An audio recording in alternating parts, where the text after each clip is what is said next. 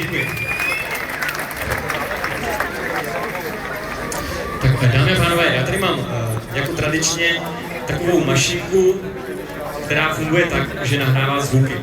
A jenom zmáčknu čudlík, ono se to začne nahrávat, a když ho zmáčknu po druhý, tak se to zasměčkuje. To bude teď. Zmáčknu čudlík, ono se to začne nahrávat, a když ho zmáčknu po druhý, tak se to zasměčkuje. To bude teď. Jenom zmáčknu čudlík, ono se to zmáčknu ještě jednou, a když se to bude brzdit, se to zasměčkuje. To bude teď. Jenom zmáčknu to nevidínu, tak to zmáčknu ještě jednou, a když se to bude brzdit, začne to být nepořádek, nepříjemný. To nevidínu, to zmáčknu to bude nepřát, abych to vypnul, protože to přešvává nepořádek, nepříjemný.